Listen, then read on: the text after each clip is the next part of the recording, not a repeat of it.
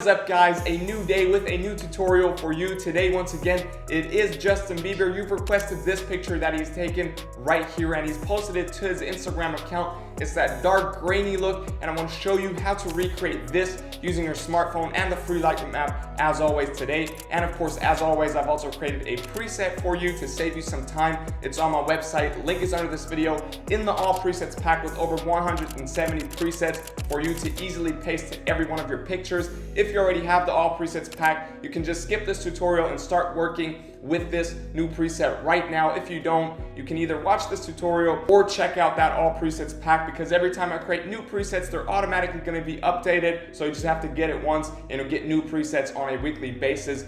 I think it's a great deal. Make sure to check it out. Link is under this video. Subscribe, hit the notifications bell, all that kind of stuff to show some support. And of course, if you have any question or just any new ideas for new videos, always feel free to DM me on Instagram. @StevenWommack is my handle. And I'm really always excited to hear from you guys. Now I've said enough, I'm gonna keep this short. We're gonna jump right into this tutorial and I'll show you how to create this dark, grainy Justin Bieber look right now with your smartphone. So we wanna open the picture in the free Lightroom app right here. Now I've chosen this picture of Justin Bieber that I found online just because the lighting comes close. He's kind of in the shadow with the one side of his face and then in the light with the other side. So this was perfect. Now in the lights tab, we go to curve on the upper right side. And then this is really important. I want you to recreate this curve as exact as you can. So really on the shadows, on the bottom left side, you want to pull that up, and then on the highlight side, the upper right side, you want to pull it down, and in between create that really steep S curve. And once you have this as it is here, we're done. Now we just want to boost up the contrast a little bit to +17. Then we want to boost up the highlights to +21 right here. We want to pull down the shadows to -11. We want to pull down the whites as well to -29 or 28. And boost up the blacks in this case all the way to +21 or maybe 22 is perfect. And then we go over to the colors tab. Here you just want to pull down the temperature a little bit to -8 to give it that blue tone, and the tint down to -20 to add that kind of green tint to it. Then the vibrance we want to pull down to -20, and the saturation all the way down to -26 to kind of get rid of the saturation a little bit. Then in the color mix on the upper right side, for the red tones, we don't want to change anything, but for the orange tones right here, this is going to affect the skin tones. We just want to boost the hue to +3 really slightly, and now the saturation, we want to boost that up all the way to +49, and the luminance, we want to bring that up as well to +28 right here. And then we're already done in the mix. Now the grading right here, what you want to do for the shadows, you want to pull up the hue to 226, and then the saturation up a little bit as well to around 15 to add that blue to the shadows.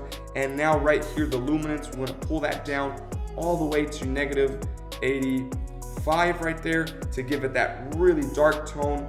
Then the mid-tones, we want to boost the hue to 215, and the saturation in this case up to around 13 right here. And now the luminance, we want to pull that down to -85 to give it that, or 86 even, to give it that really dark vibe.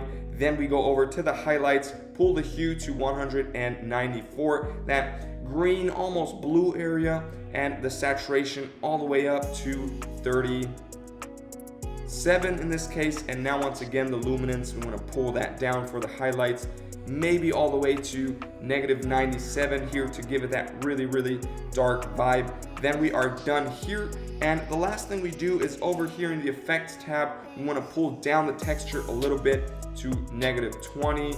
We want to boost up the clarity to +13 to give it that little crisp back. And then we want to dehaze, we want to boost that up to +9 here. And then grain, this is what Justin Bieber does a lot on his pictures lately, so we want to boost up the grain here to around 36 is perfect. And then we are done here.